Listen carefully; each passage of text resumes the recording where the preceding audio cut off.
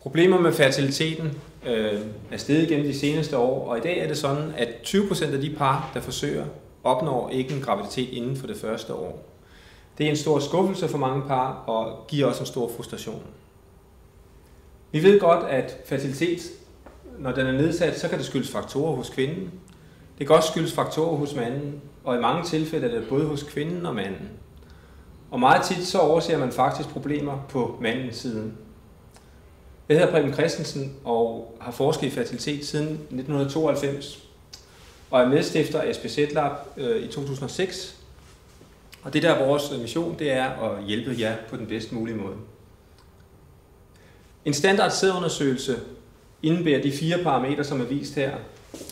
Og man må sige, at den er sådan set et stykke hen ad vejen udmærket, men der er mange mænd med nedsat fertilitet, som ikke fanges af den her test. Vores liv afhænger af, at vores DNA er intakt. Og DNA er i virkeligheden meget skrøbelig. Når vores celler laver energi, så er det sådan, at opstår et oxidativt stress, som beskadiger DNA'et. Og det kan cellerne i kroppen reparere hele tiden, men sædceller er ikke i stand til at reparere den slags skader. Sædcellens DNA afhænger af, at det er pakket grundigt, så det ikke kan gå i stykker. Og det, lige præcis det her problem, det påvises ikke ved en almindelig sædundersøgelse. Men det kan man påvise ved en SDI-test, og det er sådan, at den her test den giver et DFI-indeks, som fortæller, hvor skrøbeligt DNA'et er. Det går fra 0 til 100. Hvis det er under 15, så har man en god fertilitet, og hvis det er over 15, så har vi varierende grad af nedsat fertilitet. Og her er nogle data fra nogle fertilitetsnikker, hvor vi har ca. 4.000 patienter. Vi kan se, at ca. 25% af de her mænd de har nedsat fertilitet, og ca. 25% er infertile på grund af det her problem. Når vi har det her problem, så sker der simpelthen det, at sædcellens DNA det går i stykker på vejen til ægget, altså inden befrugtningen er gennemført. Det betyder, at ægget efter befrugtning i mange tilfælde ikke sætter sig fast i livmoderen.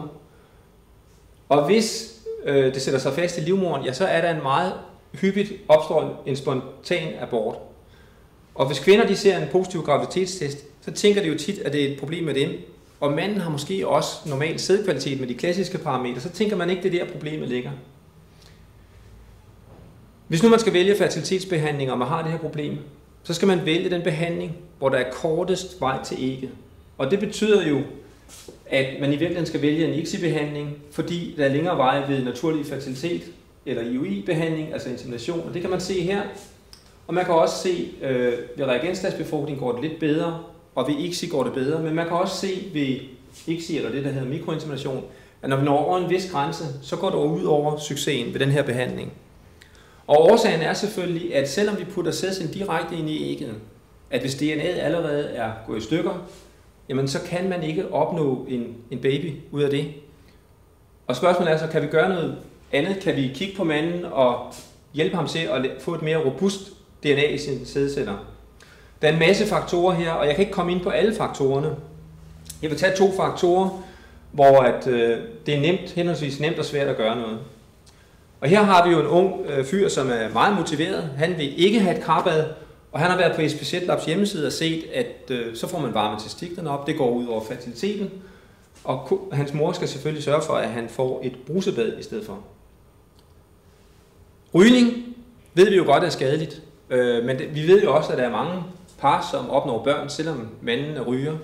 Og hvis nu du har det her problem, så kan testen fortælle dig, om du sådan set skal holde op med at ryge, for hvis du har en øget DFI, så er det en god idé, og ikke alene får du en bedre fertilitet, men du får også en bedre sundhed ud af det.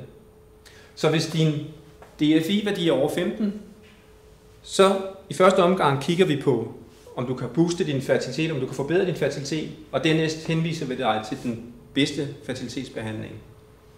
Hvis du vil have mere information, kigger du på vores hjemmeside. Du kan vælge en klinik, som du enten bruger i forvejen eller ligger tæt på dig. Og du kan også kontakte os, hvis du ønsker at få testen foretaget på en anden klinik.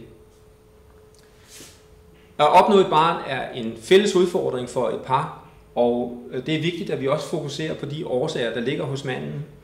Og vi opfordrer dig til, at du beder om en test på din fertilitetsklinik, så vi får testet, om DNA'et er skrøbeligt.